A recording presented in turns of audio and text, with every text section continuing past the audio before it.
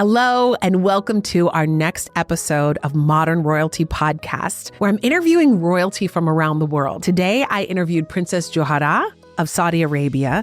She's absolutely extraordinary, powerful, stands in her power as a woman and as a leader. Look, I'm very hard on myself. So I never reached the word failure. I reached okay, I can't do any more. So how can I let this project fly on its own, solo, with me or without me? And she also is an entrepreneur. She's a philanthropist. And she was just, by the way, on the cover of Vogue. So you actually get a view inside of the essence of who she is and what she stands for. So stay tuned for this next episode. I think you're going to love it. More smiles. Serious. Oh, we're serious.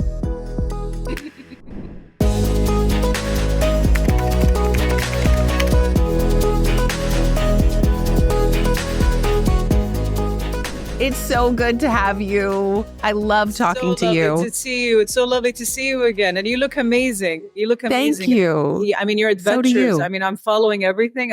I love watching what you do. Really, really. It's amazing. Thank you. It's inspiring.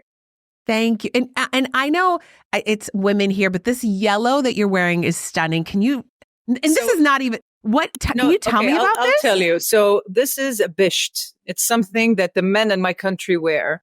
And this camel color, it's, what is it? It's tweed. Well, no, it's not tweed. What is it? I can't, it's linen. I think it's linen. Oh, but the way beautiful. this is, they have it, they wear it over their toes. The way I did it is I designed it into the Japanese kimono. I love this. Yeah. So I had it tailor-made. I designed it and I used the fabrics of my country, but in a kimono with the big belt, the whole ensemble. I love it. Yeah, it's a fusion. It's getting your traditions infused from different cultures. I love that. I love seeing that harmony. I do too. I absolutely love it. And also Thank you. It's beautiful. In Sierra Leone, they do a lot of African tie-dyed prints in kimono styles. I saw a couple of your outfits there. I love it. I love the colors. Roseanne, my friend, always gets me, these prints and stuff when she goes to when she goes to Africa, where she's building her foundation, and she comes back with these bracelets, these prints. I love it. I mean, Corona time, she was getting us the masks with those. Oh, prints. right. Never forget that. So you get to be in style, have beautiful masks as we're dealing with what we were dealing with. You want to look with the Saudi. You've got what they did in COVID, and they got inspired by doing these little things. This is how this is creative people, this is where entrepreneurs flourish, because they find where you need something and they design it, and it was amazing. I love it. The masks. No. I know what you mean. The mask, the style. We hated the masks, but it looked beautiful. Right. You can make the it bedazzled ones.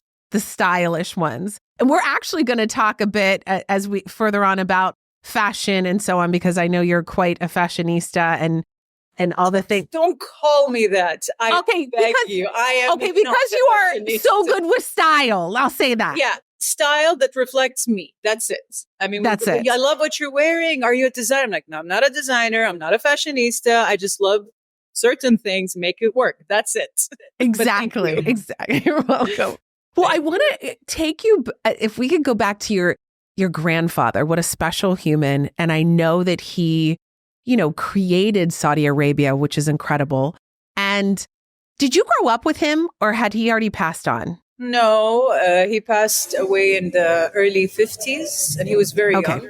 He was 60 years old, but with all the, the wars and taking Saudi back. And just to correct you, he's the founder of the new Saudi, because we did have Saudi Arabia before that. Yes. The founder of the new Saudi. Yes, hundreds and years before that, 300 years almost, 400 years. So this is the third Saudi. Country. And that's when King Abdulaziz was the founder of this new Saudi, which was almost going into 90 years, give or take. Yes. So, he passed away. My dad was 22 when he passed. Okay. Yeah. Yes. Yeah. So it's, He so was, I wasn't fortunate to meet him, but I did see him through my dad and yes. my uncles, and, he's everywhere. Right? Are there certain things that you feel like through his legacy, through your dad and through him that you were raised on? Are there certain things that Look, the most important thing, it was his vision. He stuck to what he wanted to do. He got 60 men to take over Riyadh, from the captors back then. Just 60 men, and these are one of the most distinguished families. The 60 men that fought with the king. So what my father took from him was that drive, was the vision, was he's a go-getter. There were no excuses. There was nothing. I mean, 60 men to take over a country was nothing with your horses or camels. And you're living in a desert with, water supply is not everywhere. And the food, there's nothing. Really not. And the heat in the desert back then, come on. So, of course, he took a lot from him. But to me, that's what I see. It's the drive. It's the passion. It's go and get it done. No excuses. well, And that sounds like somebody else I know. I hope. Yes. I hope. No, it's completely who you are with your amazing entrepreneur and philanthropic work and all the things that make up who you are. I see that being passed on Yes. And I try to pass that on to my children also. Yes. But I don't like just talking about success. And I talk about failure a lot too, because it's not correct to give that impression that it's so easy to reach what you reach. No, it's not easy at all. You're exactly people right. Find excuses. Sorry to say this, but lazy people found this excuse. Of course, it's easy to do that. Of course, she has all the resources. It's because they're lazy. They cannot do what you're doing. So they have to slap on, a comment or something. This is how I see it. So I love to talk a lot about failure and how many times I was going to give up and the obstacles got to me. And oh my God, but I really kill myself to overcome that feeling. Is there something that you've really learned inside of a failure that's given you who you are today? Look, I'm very hard on myself. So I never reached the word failure. I reached okay, I can't do any more. So how can I let this project fly on its own solo with me or without me? So I push until I reach that level. And then I said, okay, I gave it my best. I'll either hand it over to someone else or give it or sell it. Like when I did with jmhsouk.com, when I started this e-commerce business, it wasn't even a business. I mean, I wanted to bring out all the talents in my country, from artists, from designers, home baked goods. I went to that level, and it was tricky back then because a lot of those females were scared to reach out because they were working from home. They don't know anything about marketing, branding. So my job was to take their product and the person and build that platform for them, take their product and put it on the websites. And it was amazing. And I reached in California. I had people that were helping me with the marketing because I have a lot of friends there in Hollywood and from the royal families in Europe. So I was using these distinguished people that can bring my country up because people actually follow these people. I don't believe in it, but it's true. I mean, when an artist is wearing a bag, or that's how it is. I mean, you have to go along with it. You know what I mean? So that's what I was doing. It wasn't my designs. It wasn't my product. It was the ladies were my products. I wanted to bring those ladies up.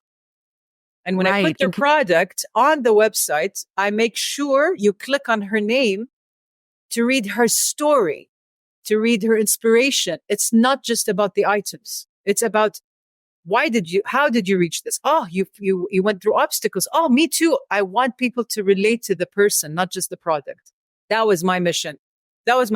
But it didn't fail. It was doing great, but I couldn't go further because back then, which is 15 years ago or more, e-commerce back in the country wasn't that up. And I mean, people are still skeptical, okay, how am I going to pay? How am I, no, my items. So they were kind of scared. I mean, I was online since I was 18 years old. So they called me the guru. of shopping and searching when I was living with my dad. Like, Joharah, can you go find us these items? Like, oh my God, Dad once asked me to find a ringing tone he wants for his phone of a music piece. And I'm like, and I made it happen. I was like, no failure. You're going to make it. So I changed his phone because his phone was, so I just changed his phone to match my research. I love it. But so back then, so it didn't go as I wanted. I did help many people, but then I gave it up to another company that wanted to buy it from me. So I was like, you know what? Thank you so much for your time, JMH Soap. You were great. We did great work together. Now go fly solo. So I didn't, not fail. I never reached that failure.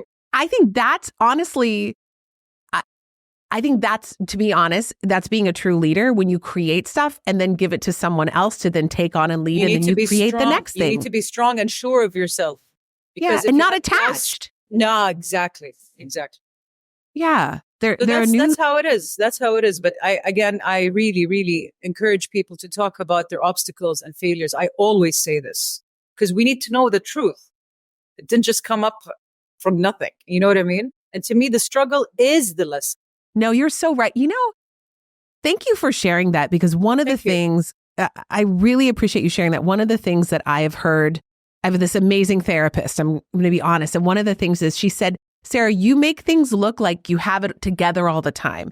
And sometimes people don't know your challenges and struggles. Absolutely. So if you need support, people don't know to reach out because they don't know you're dealing with anything, because you present yourself like you have everything together. Exactly. So what you just said is so powerful to know that we share the ups and downs. Absolutely. Of the journey. I say this, I mean, going back when we were younger, looking at models on magazines, and they're so perfect. It's not the true story. You know what I mean? I mean, there is something there. So yeah, enjoy the photos, enjoy the models, but don't just limit it to that. There's more, Yes. Don't make assumptions just based on people's lives or royalty for that matter. Oh, your life must be like that. Thank you for saying that. We suffer a lot. We can talk later, but I know we suffer at the same level. Like everything goes easy for them. Everything is done and this and that, which is not true. People don't understand expectations too. Person to person, regardless to what their status is, their name, their money and fame has nothing to do with this. And that has nothing to do with happiness either. And I think that's such an important an important part too. So I have to talk about, and this is a total change, but I'm so inspired and love, and this is a change of topic, your incredible Vogue article about that was a surprise.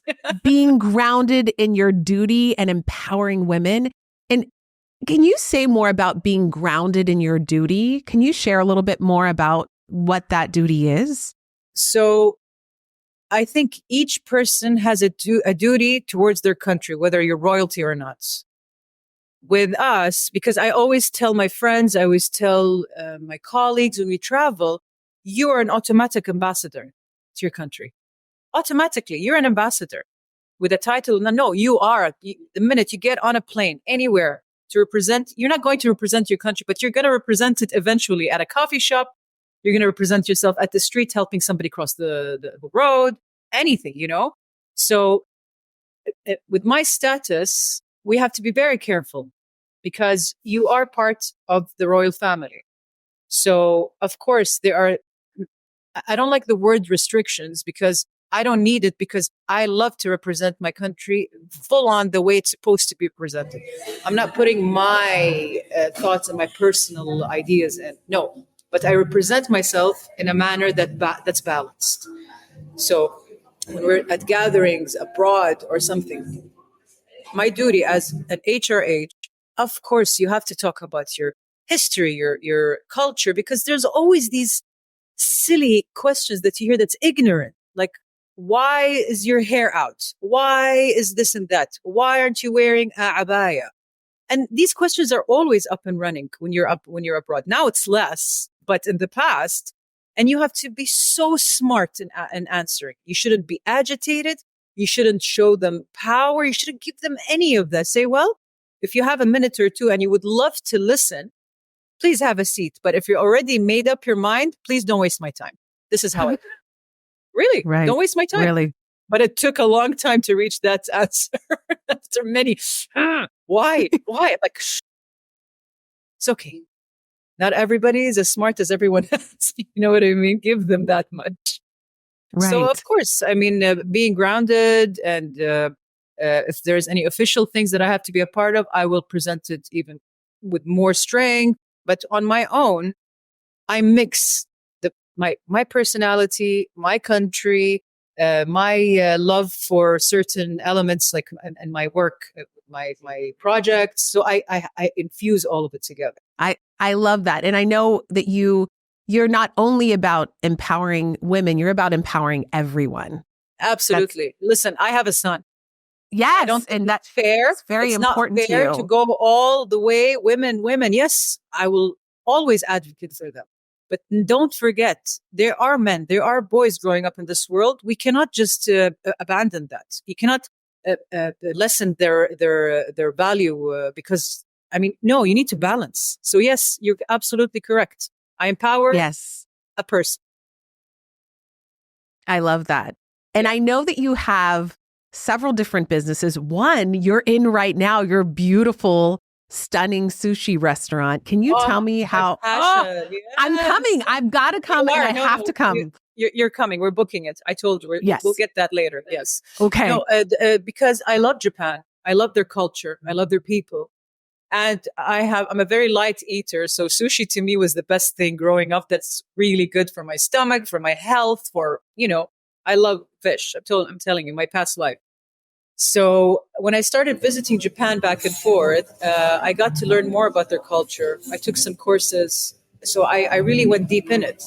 And then I started my finding sushi, but in my backyard. My kids love it when they say, yeah, we started in our backyard, because I wanted to test my product. I want to test because I love the kitchen.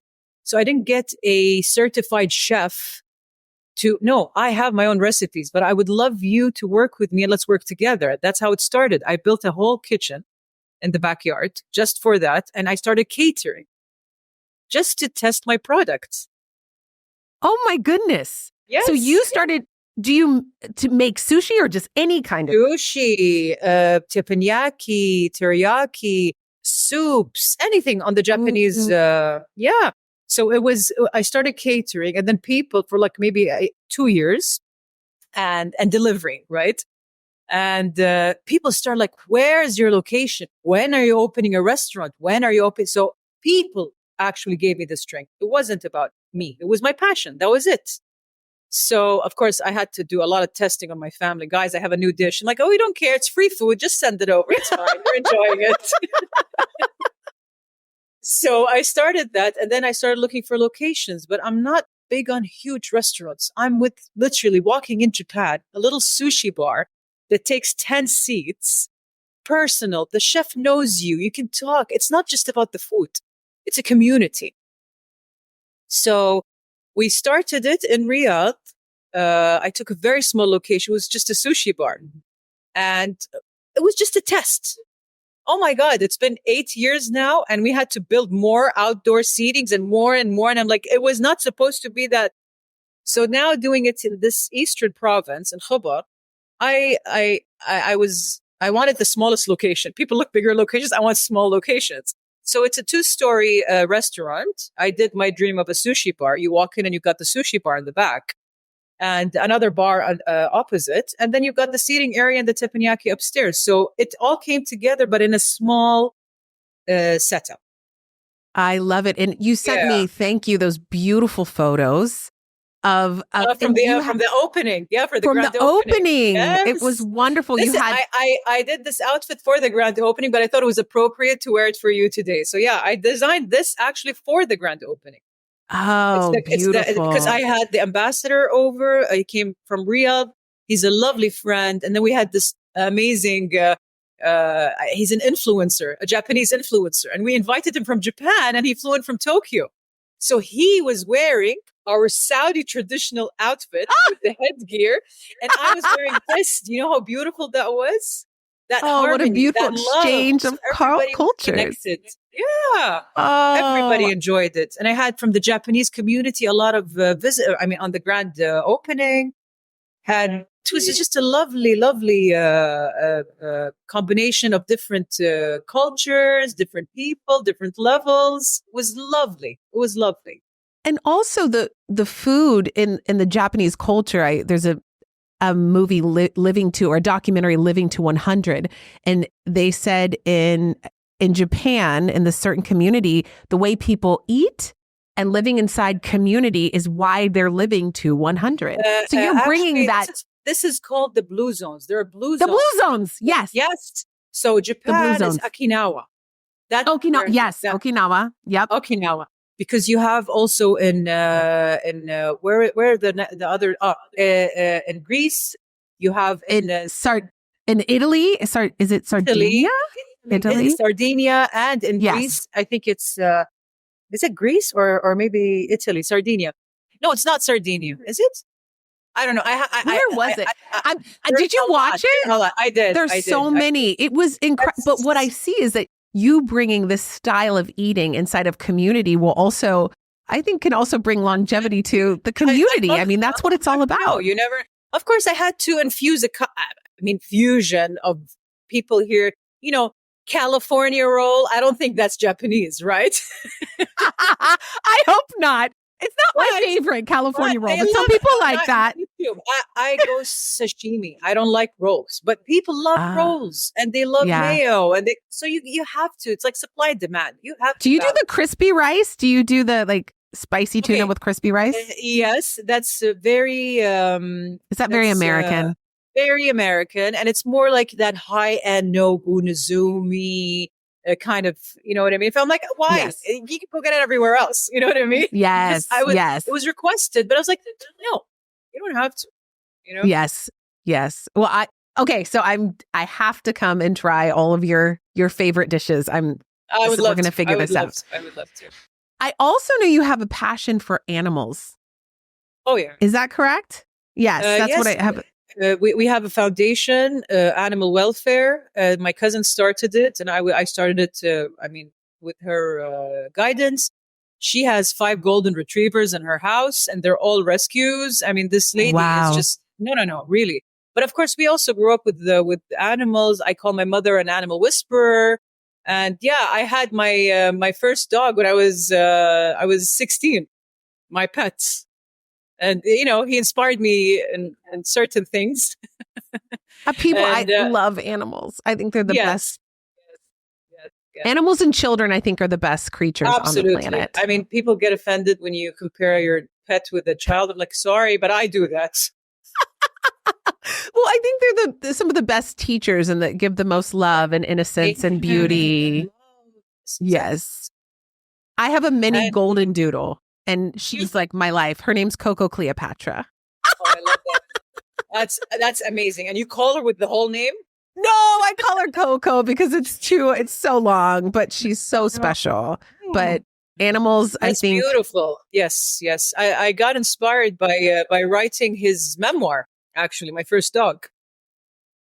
You wrote your dog's memoir? Yes, I was 19, and my auntie inspired me. It's like, Joharah, I have so many stories with him traveling the whole world with you and your dad.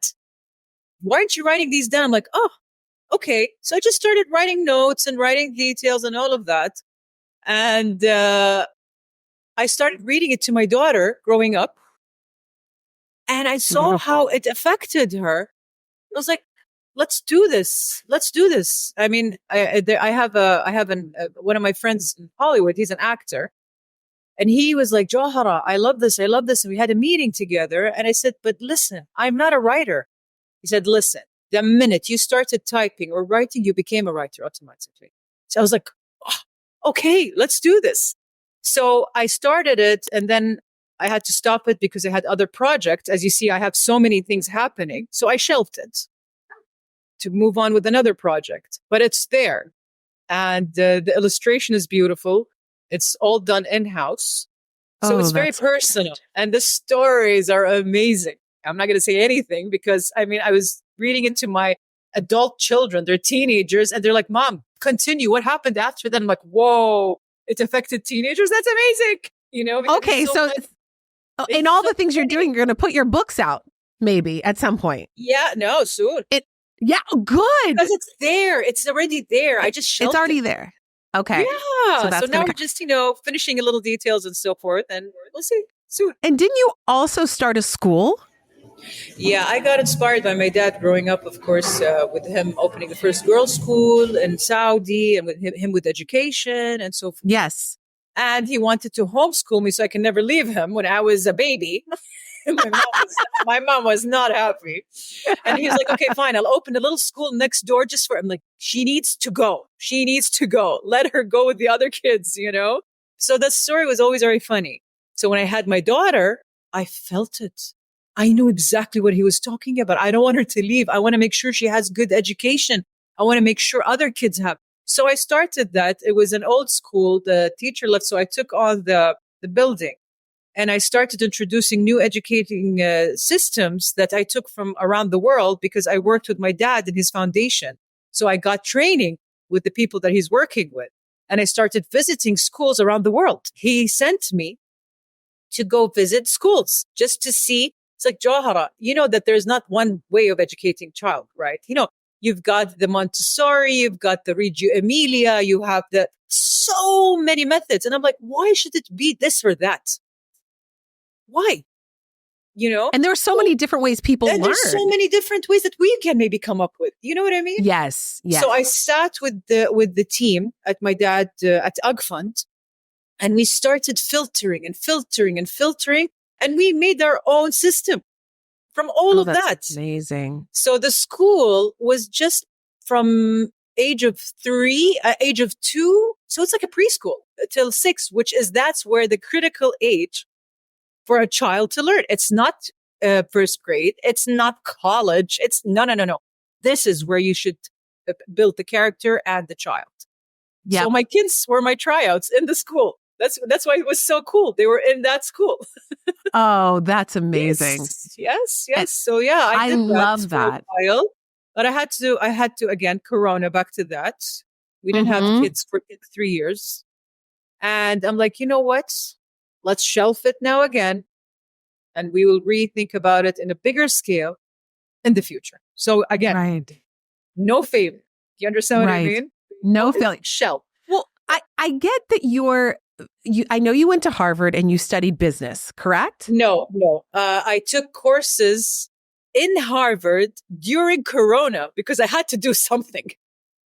You're like, I got to do something or I'm going to lose my mind. Oh, I'm serious. We were locked in London and I had to do something useful with myself.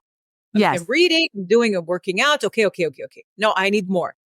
So no, I graduated from Saudi. I didn't graduate from Harvard. This is something very clear because people are like, where were you educated? No, I'm educated Saudi. I'm Saudi made. Saudi. All the way. But you just took certain classes there. So I took classes, I took courses. Yeah. With the teachers and all of that. And I came up with the entrepreneur degree just to, do something and get my name in Harvard, man.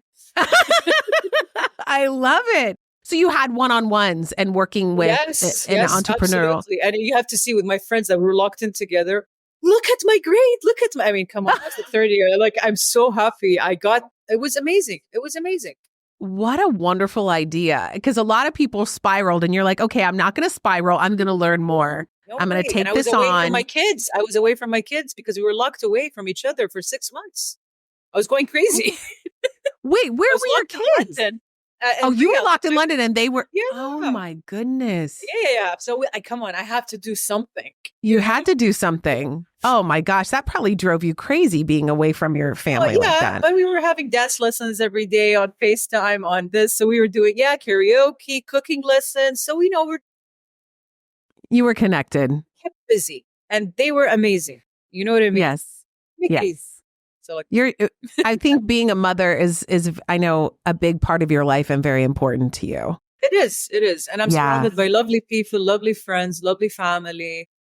I mean, talking about the Vogue, did you read the article? So that was done by my friend again. I know she's extraordinary. I love her. We invest in friends, really. I mean, you can't take things for granted. And to me, she writing that piece, she looking at me through her eyes, it's 10 times more valuable than a stranger writing an article or you writing it about yourself, because I don't use the word hate much, by the way, and it's forbidden in my house, but I hate the word I am, I did, why? I mean, we don't get anywhere by ourselves. Yes. But you see yourself through somebody that actually admires you and loves you and protects you. It was special, So because we're talking about Friends and all of that, she did amazing. I teared up when I read it. She did an incredible job. Said, do you want to change anything? I'm like, give me a second. Isn't it wonderful? Take this in, and then we can talk about it. People can speak so much better about a person than we can about ourselves, and they see things that we don't see. No. Even when they criticize, you have to listen, especially if it's a good friend. It's not just about praising. It's also criticism. You don't take criticism from anyone. Take it from people that you love and you know that they worry about you. There's no agenda. Right. No, she did a beautiful job. And you sent me those incredible pictures of camels. You saw, darling, you saw unpublished photo. I know. And they're locked away, but my gosh, aren't they special? That was so special. No, but come on, these are very cool blooper photos, getting on the camel. The camel sounded like a dinosaur.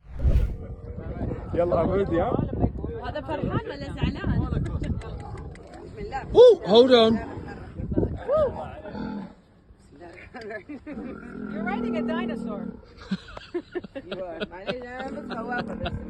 My friends posted it everywhere. I'm like, thanks, girls. I'm like, but I love it. I love it. I love the behind the scenes. To me, I do too. Special. I would love to use those in advertisements, but I said I have to ask you first. These are pretty okay. That would be amazing. See what I'm telling you? We have to show the truth behind things. Yes, just show the perfection. No, exactly. I'm sorry. No, if you would have seen me before I got ready in the gym this morning working out and then getting ready. I love it. What an amazing shoot. And I have a silly question about the camel. I saw this beautiful pattern on the camel. And the henna, is that a special design? Is that just we did it for the... Okay, so background of henna is therapeutical. It actually helps skin healing. I mean, it has a lot of uses. I mean, they use it in India. They use it in Saudi, Yemen, and many cultures that have the henna. I think also in Sierra Leone, they have the same thing, no? Yeah, we have some henna as well. Exactly. In hair in certain places, yes. Exactly. So because it's the year of the camel in Saudi, I was very honored that they asked me to represent the Saudi issue. So it was the camel. The whole thing was about the camel, right? Yes. I'm a horseback rider. Camels I've done twice in my life, plus the one you saw. It was interesting. It was because I fell off of it when I was 5, but I still got a camel. Myself and I did it. Oh yeah, I fell on his neck when he got up. Oh my gosh. Yeah, but it's fine. Look, I did it well this time. You got back up? You were fine. So I think it was the photographer or who was it that actually said, why don't we have the henna on the camels? Yes. And I was like, I've never seen that before. I actually have never seen it. It was my first time. Oh, okay. So it was beautiful. I thought it was gorgeous. It was gorgeous. Yes. Yes. My best part of the whole photo shoot, by the way, was being with the camels. Again, back to animals. The animals brought that beautiful spirit. That was the highlights. It was, that was magical. It was natural. It was natural. Yeah. I was with animals. We were connecting. I was talking to them for a while before the shoot. Like, listen, guys, we're going to do this together. I learned their names. I started, petting them, controlling them, just to get them to trust me, because I don't think it's easy for them. They're standing with all these people around. I was not feeling that great. What about them? So no, you need to give them a part of you. Connect. I love in the article we got to see all parts of you and hear about you, and also show the culture, how important it is to you. It's very important. Yes. And she highlighted it very well on the magazines. She did so beautifully. That's me.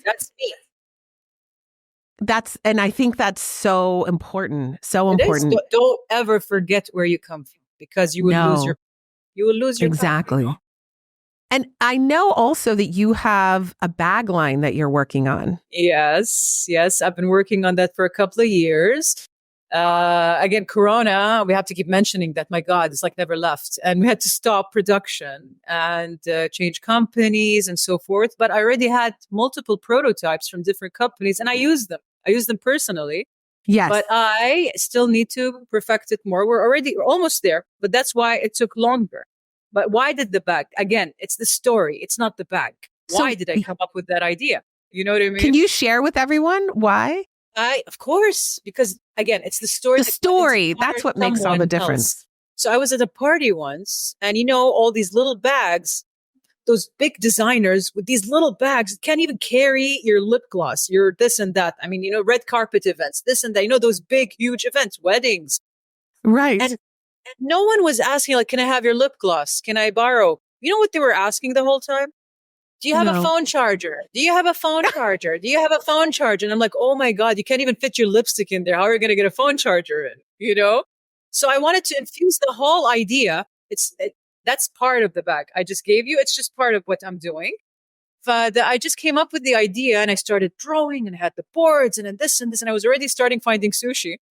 And I have my colleague, he's like, Joharah, can you just pull the brakes for a second? I'm like, no. We need to do this now. We need to do this now. So I just can't stop. I need to get it out. You have this creative mind. You got it.